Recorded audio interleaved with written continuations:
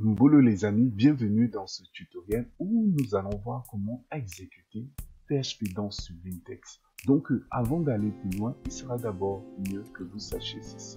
C'est que pour exécuter PHP dans Sublintex, vous devez au préalablement installer déjà PHP dans votre ordinateur. Donc j'ai fait un tutoriel là-dessus pour installer PHP manuellement dans votre ordinateur et après cela vous pouvez maintenant nous joindre. Donc si c'est déjà fait, on va déjà voir pour exécuter PHP dans Sublintex, il y a deux grandes techniques. Et la première technique, c'est celle qui se fait avec un guide de commande. La deuxième technique, c'est celle-là que nous allons voir aujourd'hui, qui sera faite automatiquement et cela va vous permettre de gagner en fait. Donc voyons d'abord la première technique. Pour voir la première technique, vous allez ouvrir l'invite de commande CTRL-SHIFT-P. Dans CTRL-SHIFT-P, vous allez écrire terminus. Donc moi, j'ai déjà installé terminus, un terminal dans VS Code. Donc pour ceux-là qui n'ont pas suivi le tutoriel, je vous renvoie à ce tutoriel. Donc vous allez cliquer Open Default Shell Intel. Donc quand vous ouvrez ici votre terminal, donc là vous êtes ici User Desktop. Donc voilà votre fichier. Et moi, qu'est-ce que je vais faire? Je vais juste écrire PHP, après index, donc le nom du fichier, et vous cliquez Entrée. Vous voyez, il vous renvoie 120. Effectivement, on a ici le factoriel. Ici, on entre un nom. Le factoriel de 5, c'est bel et bien 120. Donc, voilà un peu la première technique. Elle est facile aussi. Mais celle-là que nous aimons tous les développeurs, c'est mieux souvent quand les choses sont automatisées. Vous n'avez pas à réouvrir le terminal. Donc, pour le faire, c'est grâce au build. Donc, vous venez ici dans Tools. Et dans Tools, c'est Build System. Et ici, vous voyez automatique.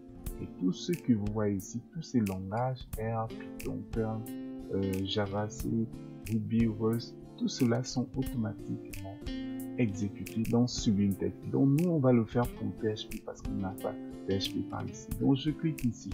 Il va nous ouvrir cette page et une tête Submit Build. Donc voilà comment on construit des builds. Donc vous allez maintenant venir par ici. Vous allez venir ici, tout ça. Je vais prendre mon code. Je vais coller. Donc voilà un peu ce qui se fait. Ici j'ai cmd comme commande et ici voilà, il va prendre les fichiers PHP comme argument. Voilà, il va faire un filtre dans les expressions régulières de fichiers PHP et selectors, etc. Donc comme c'est déjà fait, vous allez faire juste CTRL S. Et comme vous voyez ici, unité, donc ici c'est l'unité et après sur.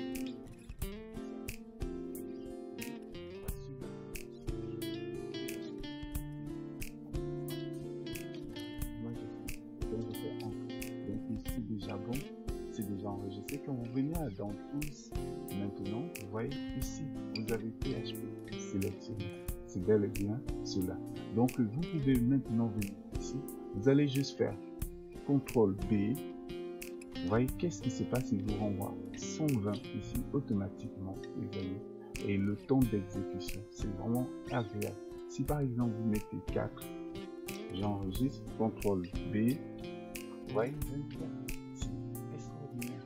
Si vous mettez 100, j'enregistre et CTRL B. Voilà, il vous écrit toutes ces choses. Donc j'espère que cela est clair pour vous et que vous n'allez plus maintenant vous tromper. On se retrouve la prochaine fois pour la suite avec JavaScript. Ciao.